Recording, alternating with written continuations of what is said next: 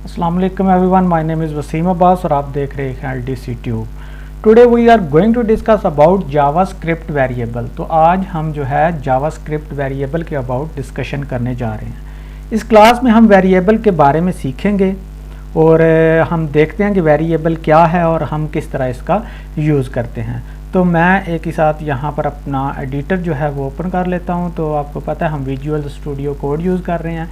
इससे पहले हम जो थे वो नोटपैड++ यूज़ करते थे। ये मैंने न्यू एडिटर किया है बिकॉज मैंने विंडो न्यू इंस्टॉल किया, तो इस वजह से सारी फाइल जो है वो पहले वाली ख़त्म हो गई। ठीक है, यहाँ से न्यू फाइल लेते हैं जी। फाइल लेने के बाद फ़ौरन हम क्या करेंगे कि अपना बेसिक स्ट्रक्चर जो है वो क्रिएट कर लेंगे। ठीक है, तो बेसिक स्ट्रक्चर सबसे पहले हम क्रिएट करते हैं जी HTML। तो ये हमारा बेसिक स्ट्रक्चर जो था वो .html की एक्सटेंशन में करेंगे, लेकिन हम जावास्क्रिप्ट में स्क्रिप्ट टैग यूज़ करके काम करेंगे। तो यहाँ पर सबसे पहले मैं इस फाइल को सेव कर लेता हूँ। तो सेव एज पर जाएंगे तो यहाँ पर हमारे पास कंप्लीट वेब डेवलपमेंट कोर्स के अंदर यहाँ पर मैं न्यू फोल्डर क्रिएट कर लेता हूँ। यहाँ पर मैं जावास्क्रिप्ट के नाम से JS लिखता हूँ और इसको एंटर करता हूँ और यहाँ पर इसको नाम दे देता हूँ फाइल को JS वेरिएबल .html। ठीक है जी, तो इसको .html की एक्सटेंशन में हमने सेव कर दिया, ये सेव हो गई। उसके बाद जी हमारा दूसरा टैग आता है, वो आता है हेड का। ठीक है, हेड के अंदर हम जो है यूज़ करते हैं टाइटल को भी। तो टाइटल भी हम लिख लेते हैं। तो टाइटल हम लिखते हैं आज का जावा स्क्रिप्ट वेरिएबल। ठीक हो गया जी। और हेड के अंदर हम क्या करेंगे जी, स्क्रिप्ट टैग ले लेंगे। ठीक है, यहाँ पर इसको स्पेस देते हैं और इसी के अंदर हम क्या कर लेते हैं, स्क्रिप्ट टैग ले लेते हैं और दूसरा टैग जो है इसके हेड के ऊपर ये बंद हो जाएगा। ठीक है, यहाँ पर हमने स्पेस छोड़नी है जिस तरह हम CSS में स्पेस छोड़ते थे। ठीक है, और उसके बाद हमारा अगला टैग है जो कि है बॉडी का। तो ये भी बंद हो गया, फिर इसमें भी बॉडी की ये जगह हमने छोड़ दी और लास्ट हमने क्या करना है, HTML को हमने बंद कर दिया। ठीक है जी, ये HTML बंद हो गया। कंट्रोल और कंट्रोल S। अब मैं आपको बताता हूँ कि यहाँ पर ये जो वेरिएबल है जावास्क्रिप्ट, तो जिस तरह हम स्क्रिप्ट टैग के अंदर कोई भी कमांड लिखते थे जैसा कि document.write, ठीक है, मैं लिख के बताता हूँ। तो यहाँ पर ये स्क्रिप्ट है, तो मैं जूम इन थोड़ा और कर लेता हूँ ये। ठीक है जी, ये दोनों टैग, ये स्क्रिप्ट टैग है। तो इसके अंदर हम कमांड लिखते थे document.write के नाम से। ठीक है जी, राइट के नाम से। उसके बाद हम ब्रैकेट स्टार्ट करते थे और डबल कोड के अंदर हम अपनी स्टेटमेंट को प्रिंट करवाते थे। ठीक है, तो यहाँ पर मैं लिख रहा हूँ एक statement, learn skills step by step. ठीक है जी, तो यहाँ पर मैं सेमीकोलन लगा दूंगा और इसे सेव करूँगा और इसी को मैं जो क्या करूँगा, रन करवा लूँगा इसी फाइल को। ठीक है, मैं अभी आपको बताता हूँ। तो यहाँ पर हमारे कंप्लीट जावा स्क्रिप्ट, तो ये हमारा जो है यहाँ पर हमने सेव किया था, तो ये हमारा फोल्डर आ गया और ये हमारी फाइल पड़ी हुई है। तो इसको हम डबल क्लिक करके रन करवा लेते हैं। देखें जी, हमारी ये स्टेटमेंट हो गई है रन, ये देखें। ठीक है, learn skills step by step. तो ये एक स्टेटमेंट है और अगर किसी स्टेटमेंट को हम बार बार लिखना चाहते हैं तो हमारे पास जावास्क्रिप्ट में ये चीज़ आती है जिसको हम कहते हैं वेरिएबल। अगर हम चाहते हैं कि learn skills step by step, again by again लिखना चाहते हैं, बार बार एक ही जो है ना स्टेटमेंट को प्रिंट करना चाहते हैं, तो उसके लिए हम यूज़ करते हैं वेरिएबल। अब आपको बताता हूं कि वेरिएबल को हम कैसे इस्तेमाल करते हैं। फॉर एग्जांपल, ये स्टेटमेंट जो हम प्रिंट करना चाहते हैं document.write में, जैसा कि हमने लिखा है learn skill step by step, इसको हमने a नाम के वेरिएबल में डाल दिया। For example a equal to learn skill step by step. अब जहां भी हम इसको प्रिंट करना चाहते हैं वहां पर लिख देंगे document.write a। ठीक है, तो इसके लिए हमें क्या करना पड़ेगा कि जस्ट जो है उसको हमने नाम देना है। ठीक है ना, अगर हम ए की वैल्यू में जो है ना स्टेटमेंट 1000 दफ़ा भी अगर हमने इसे इस्तेमाल करना होगा तो बार बार हमें ये नहीं लिखना पड़ेगा। तो वेरिएबल सिर्फ जावास्क्रिप्ट के अंदर ही नहीं होते बल्कि तमाम प्रोग्रामिंग लैंग्वेजेस के अंदर इस्तेमाल किया जाता है वेरिएबल्स, ठीक है जी। तो आइए हम देखते हैं कि जावास्क्रिप्ट के अंदर कितनी तरह के वेरिएबल होते हैं। हमारे पास जावास्क्रिप्ट के अंदर 3 तरह के वेरिएबल है। यहाँ पर देखिए 3 तरह के variable, number 1 var, number 2 let, number 3 const, ठीक है जी। तो ये 3 हमारे पास वेरिएबल हैं। सबसे पहले हम यूज़ करना सीखेंगे वॉर को, ठीक है जी। How to use var in JavaScript. तो वॉर के लिए हम क्या करेंगे, किसी भी स्टेटमेंट को हम जो है ना उसको अब उसका नाम दे देंगे। लाइक हम स्क्रिप्ट टैग के अंदर यहाँ पर ये देखिएगा, मैंने ये खोला और यहाँ पर ये मैंने जो स्टेटमेंट प्रिंट करवाई है, ठीक है। तो यहाँ पर हमने करना क्या है कि इसको ब्रैकेट में नहीं लिखना, यहाँ पर हमने लिखना वॉर VAR स्पेस कोई भी हम इसी स्टेटमेंट को जो रन करवानी है हमने उसको नाम देते हैं। फॉर एग्जांपल हम दे देते हैं y, ठीक है। फिर हम जो है ना स्पेस दे के इक्वल और डबल कोटेशन के अंदर हमने अपनी स्टेटमेंट को लिख देना है, learn skills step by step, ठीक है। लिख के और सेमीकोलन से हमने अपनी स्टेटमेंट को बंद कर देना। कंट्रोल और कंट्रोल एस, यहाँ पर आकर हम देखते हैं कोई फ़र्क पड़ा। ये हमने उसको बताया स्क्रिप्ट टैग के अंदर कि ये हमने एक वेरिएबल सेलेक्ट कर लिया। अभी तक हमारी स्टेटमेंट प्रिंट नहीं हुई यहाँ पर, ठीक है। हमने वेरिएबल y जो है वो किया। अगर हम लिखते हैं वॉर x और उसके बाद हम लिखते हैं learn skill step by step, ठीक है, वॉर y, वॉर z, ठीक है ना। तो इस स्टेटमेंट को हमने एक वेरिएबल दे दिया है जो कि y नाम से है।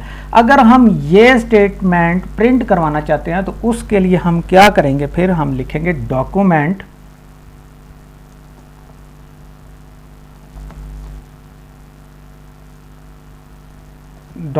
डॉट राइट और उसके बाद हमने जस्ट क्या करना है, इस वेरिएबल का नाम दे देना डबल ब्रैकेट के अंदर, ठीक है, छोटी ब्रैकेट जो होती है। तो वेरिएबल का नाम हमने रखा y, तो जस्ट हमने y लिखना और बाहर इसके सेमीकोलन लगा देना और यही वाली स्टेटमेंट हमारी जो होगी learn skill step by step हमारी प्रिंट हो जाएगी। ये देखिएगा, इसमें रिफ्रेश करता हूँ, ये देखिए। तो अगर हम इसी स्टेटमेंट को y वाली स्टेटमेंट को 1000 दफ़ा भी यूज़ करना चाहते हैं तो हम जस्ट इसका वेरिएबल यूज़ करेंगे, ठीक है। लाइक हम इसी को कॉपी कर लेते हैं, कंट्रोल V 2 दफ़ा हो गया, 3 4 5, ठीक है, कंट्रोल A और कंट्रोल S। तो यहाँ पर जाकर हम इसे रिफ़्रेश करेंगे तो उतनी ही दफ़ा ये स्टेटमेंट प्रिंट हो जाएगी जस्ट वेरिएबल को सिलेक्ट करने की वजह से। क्लियर हो गया। उसके बाद यहाँ पर ये जो स्पेस नहीं आ रही है, आपको पता है हम BR टैग किस तरह लगाते हैं, ठीक है ना। तो मैंने ब्रेक टैग के अबाउट भी आपको बताया हुआ है, ठीक है जी। यहाँ पर सिर्फ स्ट्रिंग ही नहीं बल्कि न्यूमेरिकल वैल्यू भी डाल सकते हैं। अच्छा, स्ट्रिंग वैल्यू मैं आपको बताता चलूँ कि ये जो वैल्यू हम पुट करते हैं ये वाली learn skills step by step, तो याद रखिएगा इसको स्ट्रिंग वैल्यू भी कहते हैं। न्यूमेरिकल वैल्यू किसे कहते हैं, जो कि न्यूमेरिकल वर्ड्स में होती है 1 2 3 4 5 6, ठीक है। तो ये न्यूमेरिकल वर्ड में होती है। और उसके बाद जो है ना अगर हम न्यूमेरिकल वैल्यू लेनी है तो वो हम सिर्फ विदाउट कोड्स लेनी है। ये जो हमने कोड लगाते हैं ना, तो न्यूमेरिकल वैल्यू हमने सिर्फ जो है ना उसको विदाउट कोड ही लेना है, ठीक है ना। अगर हम z की वैल्यू को चेंज करना चाहते हैं तो फिर क्या होगा, यहाँ पर z की वैल्यू यानी कि न्यू वैल्यू असाइन करने लगते हैं तो फिर क्या होगा, ठीक है।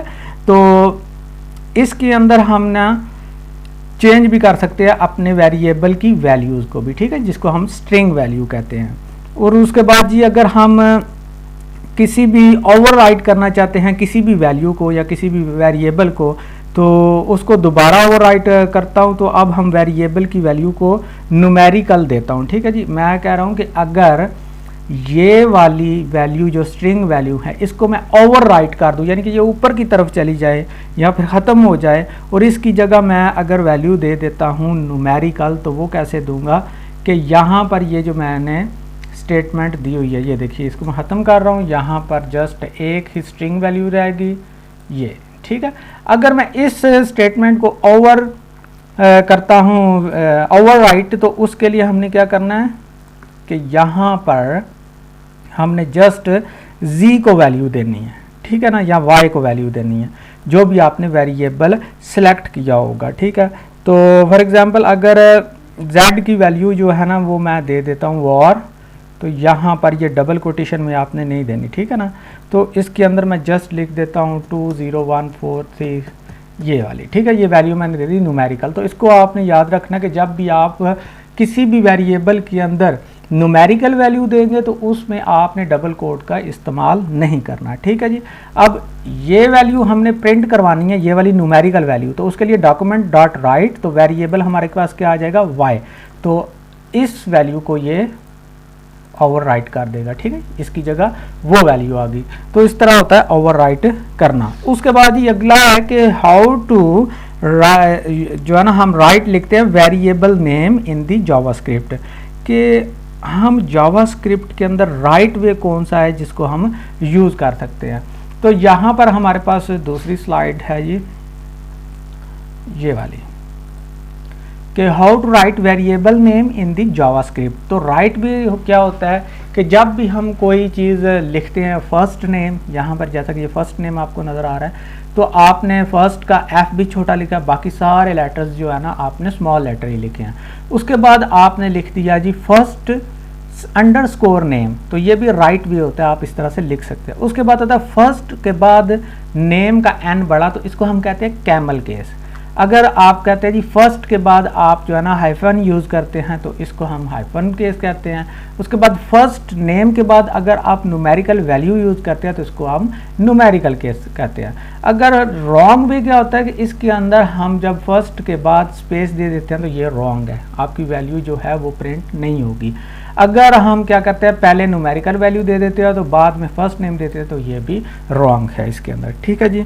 तो उसके बाद हमने करना क्या है जी कि अगर हम जो है ना वॉर फर्स्ट नेम या फिर उसके बाद डॉक्यूमेंट डॉट राइट्स जो है हम जो अपनी स्ट्रिंग वैल्यूज़ देते हैं उसके अंदर अगर आप चेक करना चाहते हैं तो उसके लिए आप किस तरह फाइंड कर सकते हो उस एरर को, ठीक है जी। तो इसको हम कहेंगे how to find error in the JavaScript. अगर किसी की भी वैल्यू के अंदर अगर आपने कोई भी वैल्यू प्रिंट की है, लिखी है, तो उसके अंदर एरर आ रहा है तो आप उसको किस तरह चेक कर सकते हैं। तो उसको आपने क्या करना है, यहाँ पर यह हमारी वैल्यू है तो आपने राइट क्लिक करना है। राइट क्लिक करने के बाद आपने इंस्पेक्ट पर जाना है। इंस्पेक्ट पर जाने के बाद ये आपके पास फाइल ओपन हो जाएगी साइट पे, ठीक है। तो आपने कंसोल के अंदर आ जाना है, ठीक है जी। तो यहाँ पर आपने कंसोल के अंदर आके अपने एरर को भी चेक कर सकते हैं, ठीक है जी। बहुत सारे डेवलपर जो होते हैं वो पहले से वेरिएबल्स को असाइन कर लेते हैं और उनका इस्तेमाल जो है वो अपनी मर्जी के मुताबिक करते रहते हैं। तो ये था जी यूज़ ऑफ वेरिएबल, जो कि मोस्ट इम्पोर्टेंट था। मैंने आपको बताना था कि अगर आप कोई भी statement again by again use करना चाहते हैं तो उसके लिए आप वेरिएबल्स को पहले से ही यूज़ करें ताकि आपको इतना लंबा चौड़ा जो है वो लिखना ना पड़े।